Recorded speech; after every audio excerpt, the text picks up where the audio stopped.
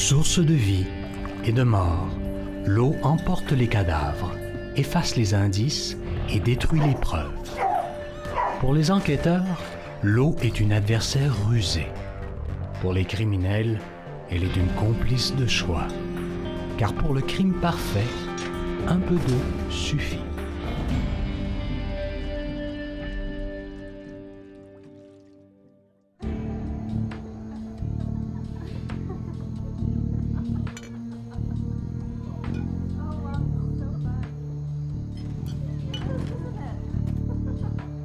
Voici un des crimes les plus célèbres de l'histoire criminelle canadienne.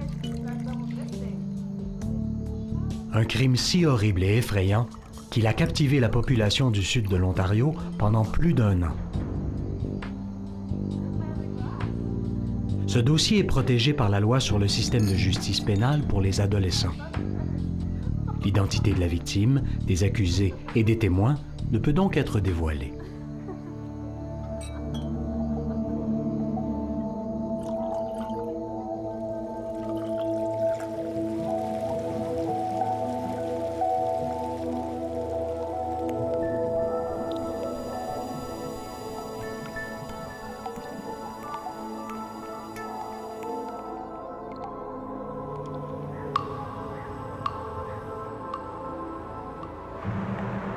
Mississauga est une banlieue tranquille de Toronto, en Ontario. Le 18 janvier 2003, à 22h35, le centre d'urgence 911 du district régional de Peel reçoit un appel.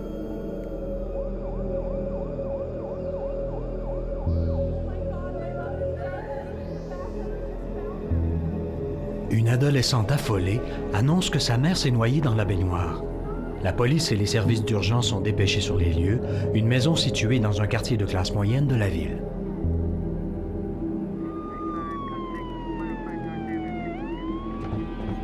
Deux adolescentes hystériques ouvrent la porte. Elles montrent du doigt la salle de bain située au 2e étage. Elles informent les membres du personnel médical et le policier qui les accompagne que leur mère s'est noyée dans la baignoire. Les ambulanciers tentent en vain de réanimer la mère. Ils couvrent son corps d'un drap et le laissent sur place afin que le médecin légiste puisse l'examiner à son arrivée. D'abord, les noyades qui ont lieu dans un bain sont très rares, alors on doit les considérer avec une certaine méfiance. Dans ce cas, c'est en effet une mort suspecte. Et j'ai toujours de la difficulté à croire que des gens puissent d'eux-mêmes se noyer dans une baignoire. Je sais que c'est possible de le faire, mais je n'y crois jamais, tant et aussi longtemps que la preuve n'a pas été faite. Bernie Weber, le technicien en identité judiciaire, arrive sur les lieux. La première tâche consiste à observer et à photographier les lieux. Je suis arrivé peu avant le médecin légiste. Alors, j'entre, je photographie tout dans l'état où je le trouve. Je ne touche rien, je ne bouge rien, même pas la couverture qui couvre la défunte. Je ne veux surtout pas entrer et me mettre à bouger quoi que ce soit sans l'autorisation du médecin légiste. Je veux qu'il voie la scène de la même façon que moi je l'ai vue. On ne savait toujours pas exactement à quoi nous avions affaire, mais j'ai pris quelques photos d'autres parties de la maison, entre autres une du salon où tout était relativement propre et rangé. Sauf que sur la table basse, il y avait une bouteille de vodka étalée sur le côté. Pendant que Weber poursuit l'inventaire des lieux, l'inspecteur Brent Magnus débute son enquête préliminaire. Il est le premier à recueillir la version des faits des deux sœurs. Les deux adolescentes expliquent qu'elles ont rencontré des amis pour le souper au restaurant Jack Astor vers 18h.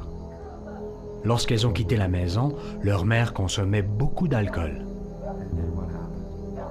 À leur retour, vers 22h30, elles ont découvert leur mère sur le ventre et inanimée dans la baignoire. Au cours de ce bref interrogatoire, les filles ont demandé à se rendre chez leur tante. Celle-ci a accepté. Elle vivait tout près et c'était facile de les emmener dans un endroit sécuritaire. On escorte les filles à la maison de leur tante. Ce lieu a initialement été identifié comme la scène d'une mort subite. Alors c'est le médecin légiste qui en aurait la responsabilité. Le médecin légiste arrive. Avec Weber, il commence à reconstruire le déroulement des faits. Elle était de taille normale, entre 1,60 m et 1,70 m. Elle avait quelques kilos en trop. Dès qu'on commence à bouger un corps inanimé, on parle de la pesanteur d'un cadavre, il est très difficile de le sortir du bain comme l'ont fait les pompiers, même lorsqu'il s'agit d'une femme d'une petite taille comme elle. C'est donc étonnant qu'aucun objet à l'intérieur de la salle de bain n'ait été renversé. Tout était relativement ordonné. Le médecin légiste m'a alors demandé de prendre ses empreintes digitales afin de l'identifier. À l'aide d'un pinceau, j'applique une poudre à empreinte foncée à même la peau. Je pose ensuite un morceau de ruban sur le doigt et quand je le retire, l'empreinte reste sur le ruban. Je peux ensuite utiliser cette empreinte aux fins de comparaison.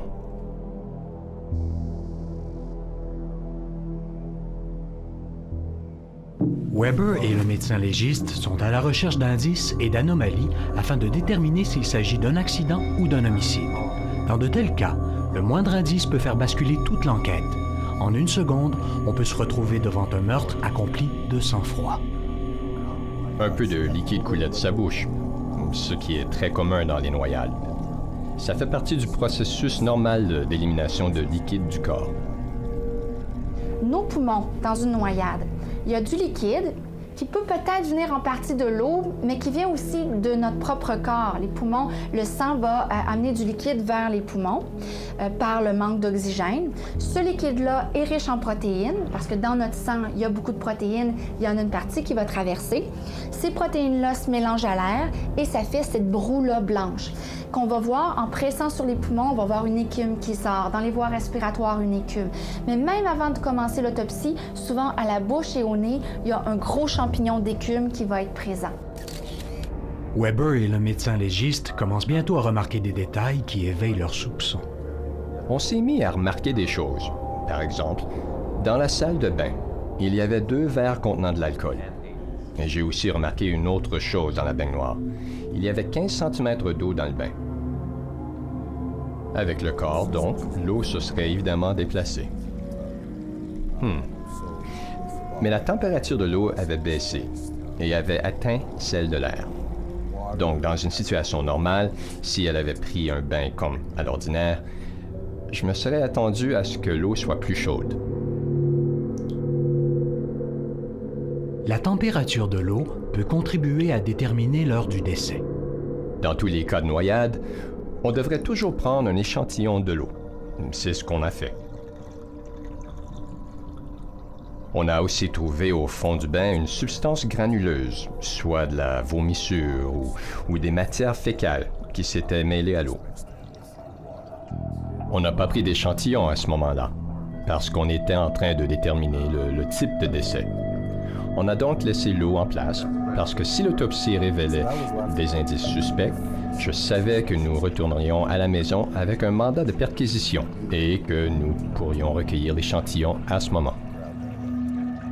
Le corps de la mère ne présente aucun signe de résistance ou de lutte et aucune preuve d'un acte criminel n'est trouvée. Mais les enquêteurs considèrent néanmoins ce décès comme une mort suspecte. On espérait que l'examen post-mortem nous amènerait à une conclusion d'une façon ou d'une autre.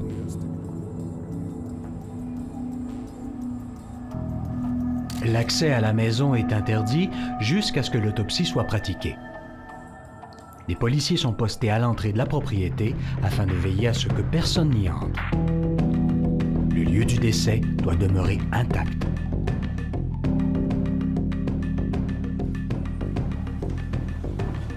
Tout semble indiquer une noyade accidentelle, et dans de tels cas, seule une autopsie fournit un bilan définitif. Le pathologiste est souvent celui qui met au grand jour des indices troublants. À Mississauga, en Ontario, une femme est retrouvée dans sa baignoire par ses filles de 15 et 16 ans, apparemment noyées. Les enquêteurs sont méfiants, car les noyades dans une baignoire sont extrêmement rares. Une autopsie est ordonnée pour déterminer la cause du décès.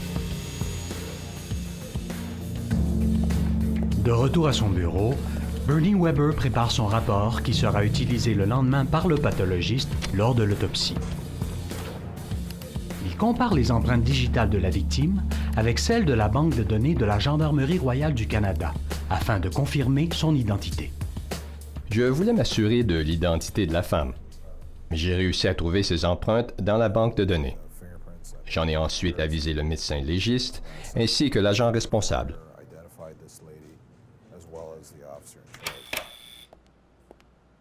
Le lendemain, le docteur Timothy Feltus se prépare pour l'autopsie.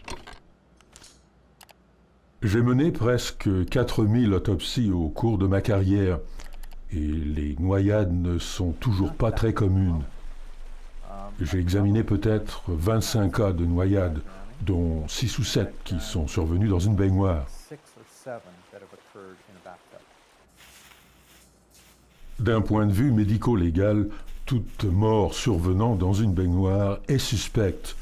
Mourir dans une baignoire remplie d'eau, c'est inhabituel. Nous avons automatiquement considéré ce cas comme un homicide. Nous devions procéder de façon particulière puisqu'il s'agissait d'un cas d'homicide ayant eu lieu dans l'eau.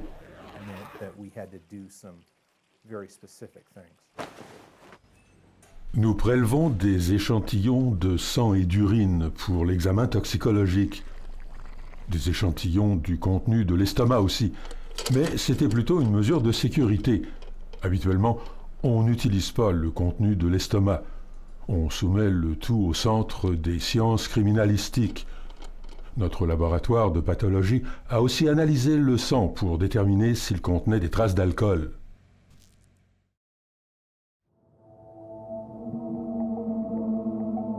Souvent, quand une personne meurt dans une baignoire, elle a peut-être été étranglée et on doit mener une dissection sèche du cou où on retire les organes de la poitrine et de l'abdomen et le cerveau avant de disséquer le cou.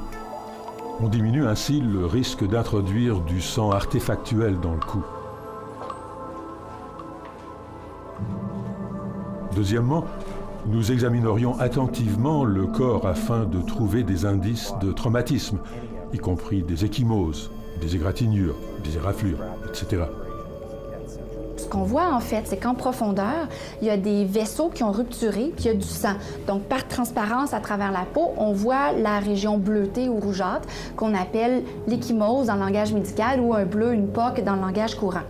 Mais si la région qui saigne est toute petite, ou si elle est très profonde, ou si la peau est très foncée, comme chez les gens de race noire, ça se peut qu'on les voit pas, les traumatismes. Donc, pour pas prendre de chance, on va ouvrir tous les tissus de l'arrière du dos et des jambes pour voir s'il y a des traumatismes qui nous échappent. Une autre importante considération dans ce cas est le fait que cette femme était considérée comme alcoolique.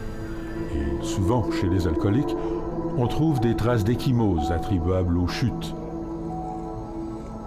Dans ce cas, il n'y avait pas d'anciennes ecchymoses sur son corps. Ça ne veut pas dire qu'elle n'était pas alcoolique.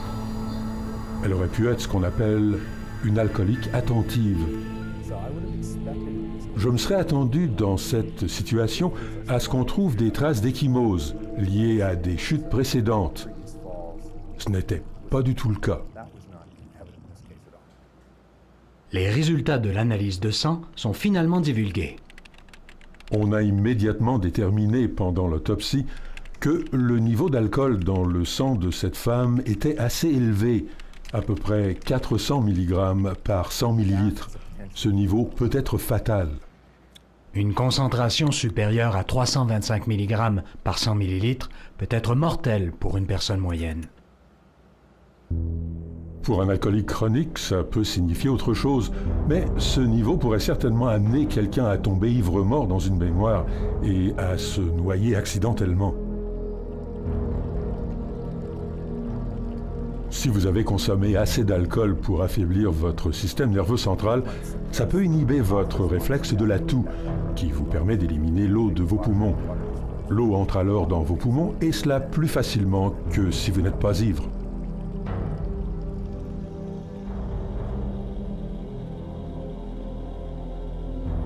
Toute mort ayant lieu dans une baignoire est suspecte.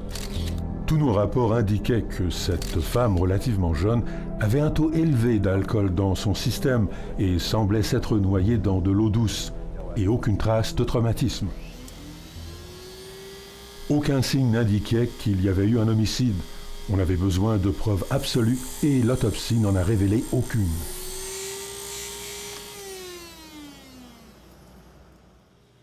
Après avoir comparé les résultats de l'autopsie avec ses observations du lieu du décès et les témoignages des filles de la victime, le médecin légiste conclut à une noyade accidentelle attribuable à une consommation excessive d'alcool.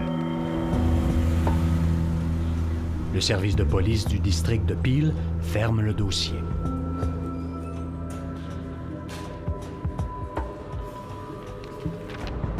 La sœur de la victime devient alors la tutrice légale des deux sœurs. Les filles héritent de près de 200 000 $ grâce à la police d'assurance vie de leur mère.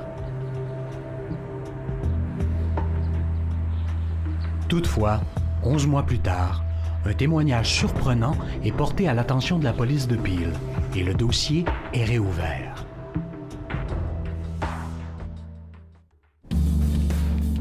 À Mississauga, en Ontario, une femme est trouvée noyée dans sa baignoire. Ses filles de 15 et 16 ans découvrent son corps et appellent la police. Les enquêteurs sont très méfiants, car les noyades dans une baignoire sont extrêmement rares. Une enquête complète, une autopsie et un examen toxicologique sont effectués. Le médecin légiste conclut qu'il s'agit d'une noyade accidentelle attribuable à un niveau toxique d'alcool, puis le dossier est clos.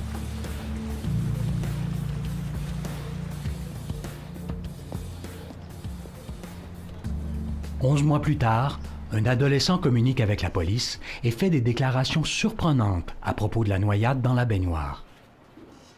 La plus âgée des deux sœurs a partagé de l'information avec l'adolescent. Celui-ci a su d'elle que la mère avait effectivement été tuée ou noyée de force dans la baignoire du domicile. Le détective Brent Magnus doit tout d'abord prouver que le jeune homme dit la vérité. J'en ai discuté avec un procureur de la Couronne parce que dès que cet ami nous a fait parvenir cette information, je savais qu'il faudrait obtenir l'autorisation d'intercepter les communications afin de corroborer ce que cet ami nous disait. La police obtient un mandat afin d'examiner l'ordinateur du jeune homme. Elle y découvre des échanges très troublants survenus entre lui et la sœur aînée dans un salon de clavardage. Il nous a fourni de l'information que seules les filles auraient pu connaître et qui révélait qu'elles avaient en effet assassiné leur mère. Le dossier est réouvert et se transforme en enquête criminelle. La police commence à planifier une opération secrète dans laquelle le jeune homme joue le rôle principal. Mais même s'il est un ami des deux sœurs depuis plusieurs années, cette opération pourrait mettre sa vie en danger. Les filles et lui étaient amis depuis longtemps, leurs deux familles ayant grandi ensemble. La police fournit au jeune homme une voiture pourvue de matériel d'enregistrement audiovisuel. Ce jeune homme a essentiellement agi comme informateur pour la police et sous les directives d'un agent, il a reçu une formation qui lui a permis de rencontrer les filles et les amener à parler encore du meurtre.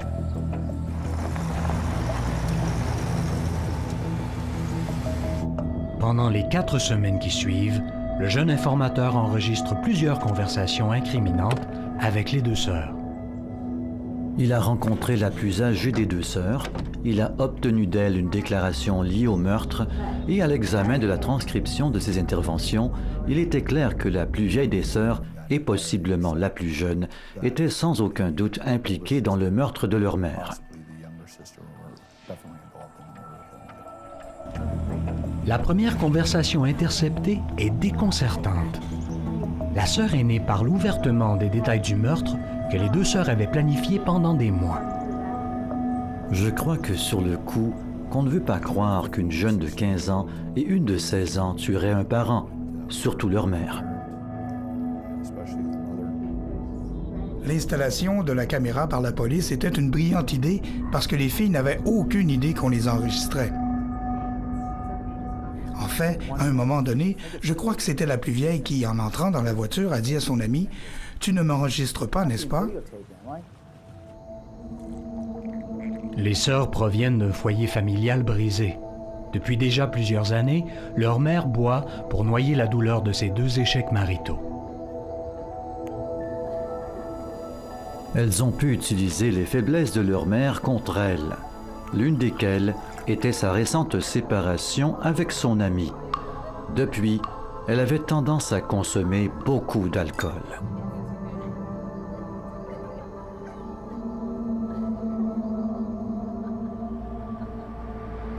En l'espace de quelques semaines, le jeune informateur rencontre les sœurs à 4 reprises.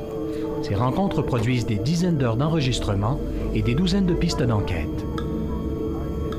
Une révélation saisissante dévoile que les jeunes filles ont servi à leur mère des cocktails mortels de vodka et de Tylenol 3, un analgésique puissant à haute teneur en codéine.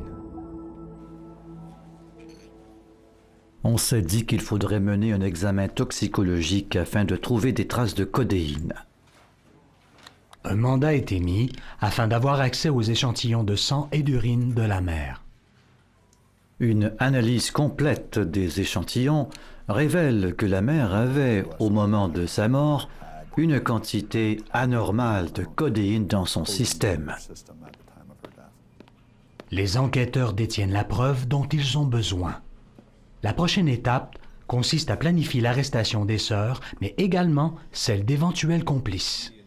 Des agents avaient le mandat de trouver quelles écoles elles fréquentaient et toute autre information pertinente. Les policiers sont inquiets à l'idée que la nouvelle des arrestations se répande rapidement dans la communauté. Ils craignent que les complices aient ainsi la chance de consolider leurs alibis. Étant donné que la nouvelle génération communique beaucoup plus facilement par cellulaire, par BlackBerry, par Internet, etc., ça n'aurait pas pris beaucoup de temps pour que ces individus se rendent compte que les filles avaient été arrêtées. Les policiers auraient fort à faire pour empêcher les échanges Internet entre complices ou témoins de brouiller des pistes solides. Pour parer à cette éventualité, il leur faut une stratégie à toute épreuve.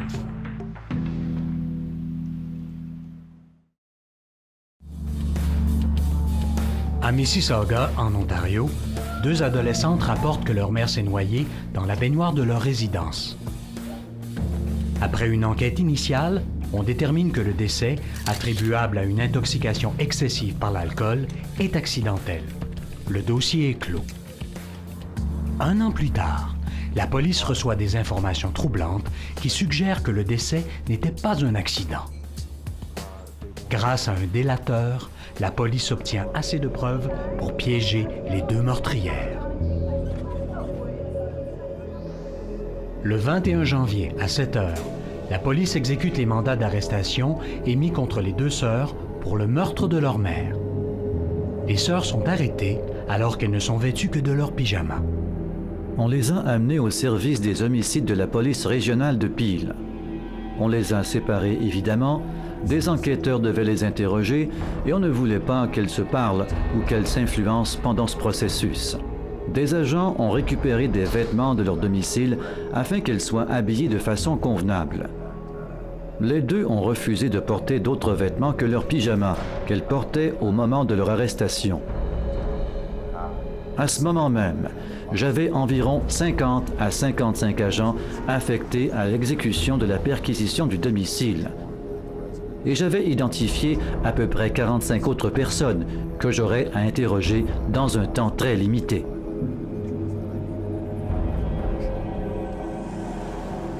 Ça comprenait toute personne pouvant offrir de l'information sur les filles ou sur le meurtre de leur mère. Et je devais garder en tête qu'il fallait interroger d'abord la famille des filles. Les conversations interceptées et les clavardages avec le délateur démontrent que les 2 sœurs parlaient ouvertement avec leurs amis du crime qu'elles avaient commis. Les adolescents, les jeunes qui vont passer à l'acte et s'en vanter pendant et s'en vanter après, se retrouvent avec une ambivalence au-dedans d'eux. C'est-à-dire que d'une part, elles veulent ou ils veulent prouver qu'ils sont capables de passer aux actes et de ne pas seulement en parler, mais en même temps, plus ils en parlent, plus ils s'exposent à se faire prendre. Le détective Magnus veut s'assurer de questionner les membres de la famille immédiate avant que les deux inculpés ne s'entretiennent avec eux. Magnus doit aussi s'assurer que l'interrogatoire des deux filles ait lieu en présence d'un avocat. On leur a donné l'occasion de parler à un avocat presque immédiatement. Tout autre adulte ou membre de la famille avec lesquels elles se sentaient à l'aise pouvait aussi être présent, si elles le désiraient, pendant les interrogatoires.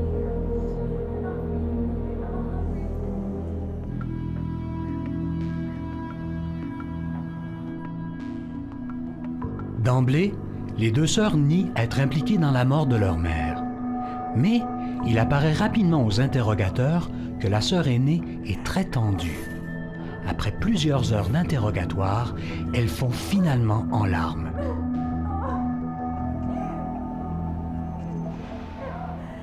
Elle admet son rôle dans le meurtre et le décrit en détail. Ensuite, étonnamment, elle se couche en boule sur le plancher et s'endort sur le champ. Ce n'est pas rare. J'ai vu plusieurs individus qui, à leur arrestation, subissent une chute d'adrénaline ou un autre type de changement physique. Une fois qu'on les a arrêtés, pour une raison ou une autre, ils s'endorment. La sœur cadette continue cependant de nier son implication dans la noyade de sa mère. Après une interrogation de plusieurs heures, la cadette n'a fourni aucune information à la police. Toutefois, les deux filles ont voulu se parler entre elles et on leur a accordé cette permission. J'ai décidé de leur donner cette permission et elles se sont effectivement parlé du meurtre. On a mis les deux filles ensemble et elles ont inventé une histoire abracadabrante que c'était une blague à l'intention de leur amie et c'est cette histoire qu'elles raconteraient dorénavant à la police. À leur retour, elles demandent si elles peuvent avoir des ennuis pour avoir menti à la police. L'enquêteur lui demande ce qu'elle veut dire. « Eh bien, je n'ai pas tué ma mère, je vous ai menti. » Le désaveu de la sœur aînée laisse les enquêteurs devant une seule autre piste d'enquête. Celle des relevés numériques stockés sur l'ordinateur des deux accusés. L'agent Joe Colson de l'unité des crimes technologiques examine les ordinateurs. Une fois que nous avons reçu l'ordinateur, il est remis au laboratoire des crimes technologiques et est démonté. À ce moment-là, on prend une copie image du disque dur en entier, du début à la fin, ce qu'on fait de façon à ce que nous puissions prouver que l'image que nous avons prise est identique à celle de l'ordinateur original. Et nous faisons tout notre travail d'enquête à partir de cette copie image du disque dur.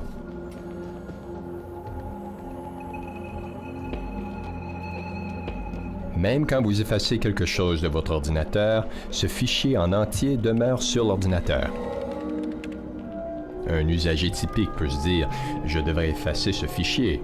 Pour ce qui est du clavardage, on peut physiquement l'éliminer, mais avec les programmes qu'on utilise, il est possible de le récupérer. Alors que Colson récupère des dossiers numériques, il reconstitue peu à peu la sinistre histoire des deux sœurs. Elle n'est pas exactement telle qu'on l'avait entrevue. Ces deux filles étaient brillantes. Pour un de leurs conseillers d'orientation, elles étaient les élèves les plus intelligentes qu'il n'avait jamais connues en 30 ans d'enseignement. Selon lui, leur plus grande qualité était leur habileté à manipuler les gens. Leurs conversations en ligne dépeignent une vie familiale malheureuse. Leur mère a vécu 2 relations difficiles avec des hommes abusifs. Elles accusent surtout leur mère de consacrer plus d'argent à l'alcool qu'à leur bien-être. Elles commencent à rêver d'une vie meilleure sans leur mère. Rapidement, tout leur mode de vie a commencé à changer au moment où elles ont élaboré leur plan. Elles ont commencé à fréquenter des amis différents qu'à l'habitude, à s'absenter de l'école, à consommer de la drogue et de l'alcool. Suite à l'examen des conversations interceptées, je me suis rendu compte que ce n'était pas un meurtre spontané, mais plutôt planifié, calculé et prémédité par ces deux individus. La mère, à l'insu des filles, économisait de l'argent pour elles, leur procurait une bonne vie familiale en travaillant à plusieurs emplois, ce que les filles n'ont pas reconnu. Une fois que les filles ont décidé de tuer leur mère pour l'assurance vie, je crois qu'elles ont pondu l'idée au moyen de recherche et de conversation avec des amis. Une des plus importantes parties de l'analyse du cas étaient les mots-clés et le nombre d'occurrences des mots-clés sur les lecteurs. Les enquêteurs utilisent un logiciel spécial pour les aider à dépouiller l'énorme volume de matériel. Toutes leurs conversations étaient enregistrées sur l'ordinateur. Je ne sais pas si elles le savaient ou non, mais c'était bien le cas. La première requête de fichiers que nous avons trouvée était « Effet de l'alcool et Tylenol ». C'était notre premier indice. Quand j'ai découvert cette première parcelle de preuves, j'ai ressenti un coup d'adrénaline et je me suis dit « Voilà ». Les sœurs ont eu l'idée de l'enivrer et de lui donner des comprimés pour l'affaiblir. Elles ont fait des recherches sur la quantité d'alcool, sur la quantité de Tylenol ou de codéine et ses effets lorsqu'elle est consommée avec de l'alcool et le temps nécessaire pour noyer une personne ou la tenir sous l'eau pour perpétrer un meurtre. Les policiers découvrent de l'information prouvant que les sœurs ont activement prémédité le meurtre de leur mère pendant des mois. Mais les deux sœurs n'ont pas agi seules. On a pu démontrer avec certitude que les filles clavardaient avec un certain individu et qu'il acceptait de servir d'alibi aux deux filles. En fait, pour ce faire, il s'est présenté à un restaurant du quartier le soir du meurtre. Ce jeune complice est aussi un maître nageur et sait très bien comment il est facile de noyer quelqu'un. Il a fourni à une des sœurs des comprimés de Tylenol, suffisamment pour affaiblir la mère avec de l'alcool. Pendant 1 an, les sœurs s'en tirent avec le meurtre parfait. Il est maintenant temps pour les enquêteurs de préparer une poursuite parfaite.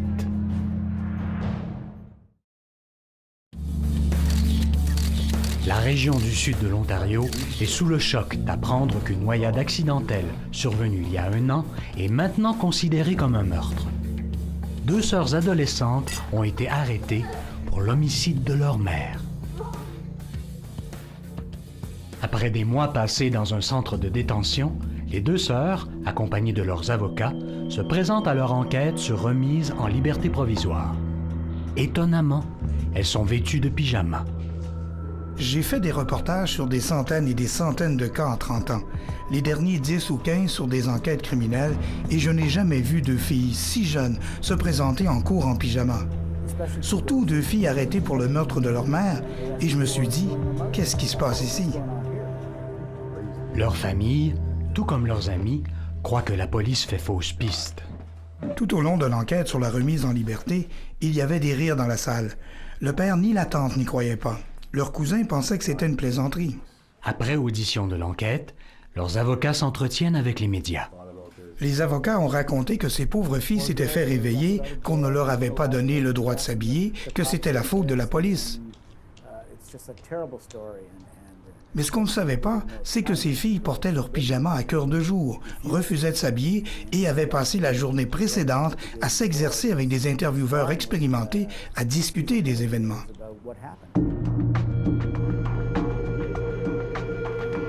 Les sœurs commencent à manipuler l'opinion publique en utilisant leurs avocats, leurs familles et leurs amis. Il y avait beaucoup de couvertures médiatiques. 2 jeunes filles tuent leur mère. Comment cela a pu survenir? Nous devons les plaindre. Leur mère devait les battre.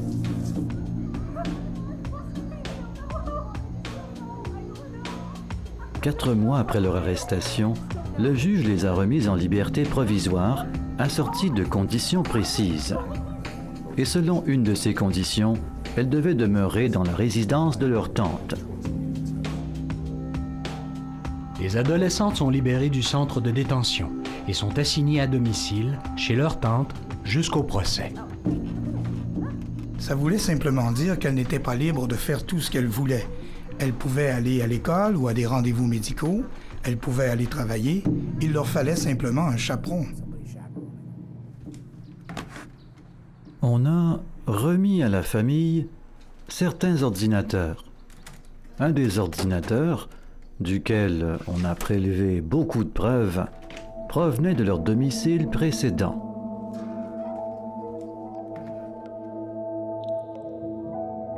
Les sœurs continuent leur tromperie. Les membres de leur famille persistent à croire que les filles sont innocentes, alors qu'en ligne, les sœurs racontent une toute autre histoire. Elles ont passé une année entière à la maison de leur tante, la sœur de la femme qu'elles ont tuée. Tout le monde les appuie et pense que la police a commis une grave erreur. Avec les mêmes ordinateurs qui leur ont servi à mettre au point leur plan diabolique, les adolescentes continuent leur conversation en ligne et se vantent d'avoir dupé tout le monde. Alors que la police prépare le dossier en vue du procès, le plan cruel et rusé des sœurs est finalement mis au jour. Pendant que les sœurs vivent en résidence surveillée, les relevés de leur conversation en ligne sont passés au peigne fin par les enquêteurs. Ils retracent ainsi avec détail la trame qui a mené au crime. Ces relevés démontrent clairement que les sœurs avaient planifié l'assassinat de leur mère de sang-froid. Selon nous, les filles ont servi de l'alcool à leur mère, lui ont donné des comprimés, ce qui n'était pas anormal pour elles. Puis, vers 18h ou 18h30, elles l'ont accompagnée jusqu'à la baignoire.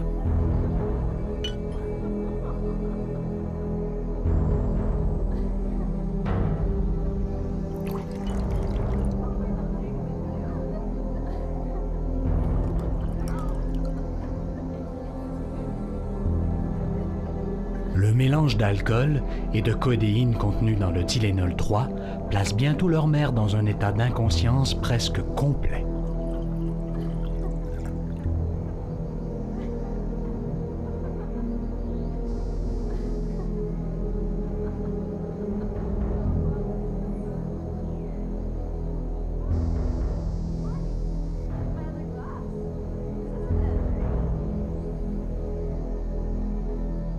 Maintenant que leur mère est bien intoxiquée, elles remplissent la baignoire et préparent la salle de bain.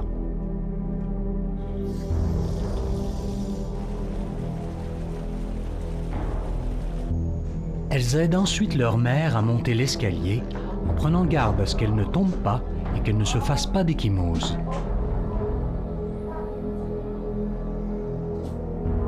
La sœur aînée aide sa mère à monter dans la baignoire.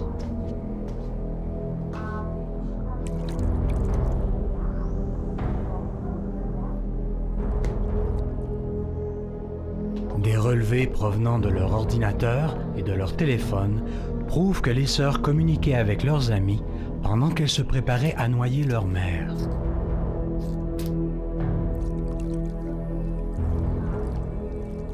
La sœur aînée enfile des gants et maintient la tête de sa mère sous 15 cm d'eau jusqu'à ce qu'elle cesse de respirer.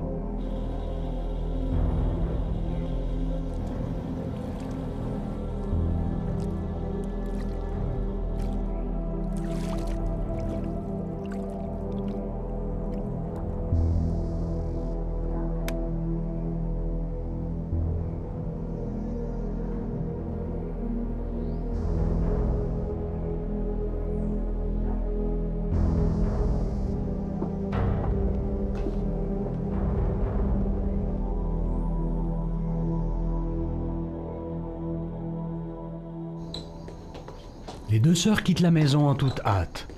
Afin d'établir leur alibi, elles retrouvent une amie et leur complice maître nageur au restaurant du coin. Après le souper, elles rentrent à la maison et mettent en scène leur appel au 911. L'aînée fait l'appel. La plus jeune est à l'arrière-plan. L'aînée semble bouleversée. Mais quand on écoute l'enregistrement à nouveau, avec ce qu'on sait et les preuves au dossier, on se rend compte qu'elle n'était pas sincère. Les téléphonistes du centre 911 ont demandé aux filles de porter secours à leur mère si elles venaient de se noyer dans la baignoire. Quand la police est arrivée sur les lieux, le corps présentait des traces de rigidité, rigor mortis et de lividité, ce qui indiquait que la mort était survenue quelques heures avant l'appel 911 des filles.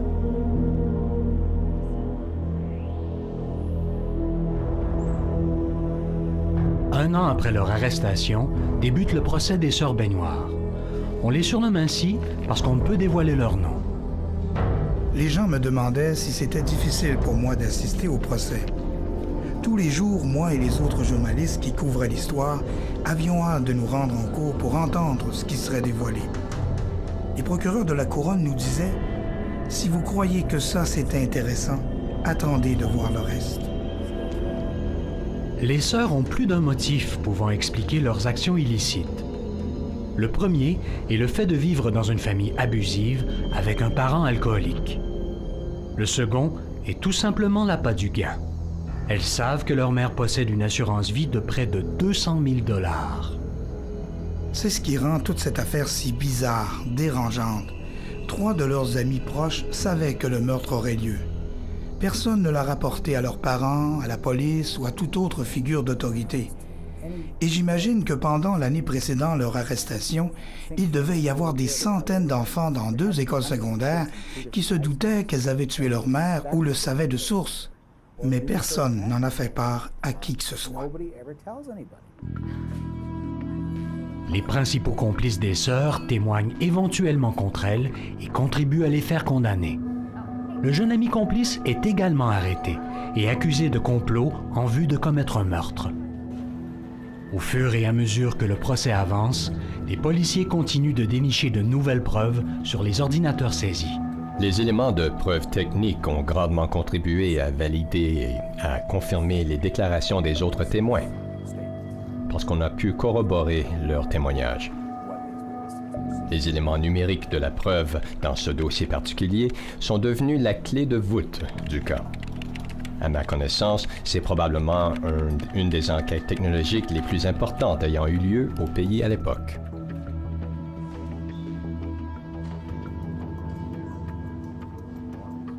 Après plusieurs semaines de procès, le juge Bruce Duncan annonce sa décision.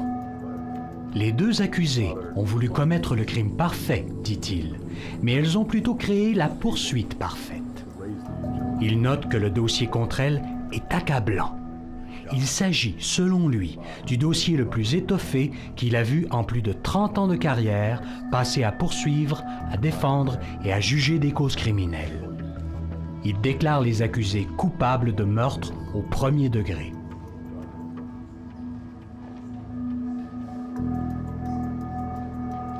Elles ont été déclarées coupables selon la loi sur le système de justice pénale pour les adolescents. Ça veut dire qu'elles pouvaient être détenues pour un maximum de 10 ans, dont seulement 6 ans en prison.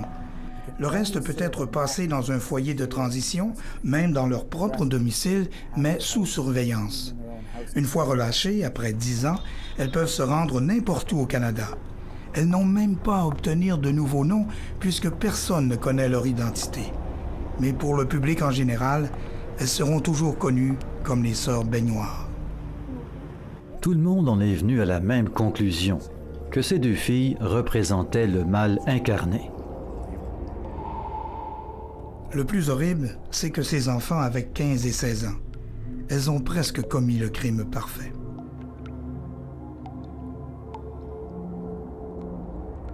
Dans cette cause, la capacité meurtrière de l'eau a été mise à profit pour masquer un crime presque parfait. La noyade de la mer serait restée impunie si personne n'avait entendu la voix de la conscience. Encore une fois, l'eau aura été une complice sans remords, silencieuse.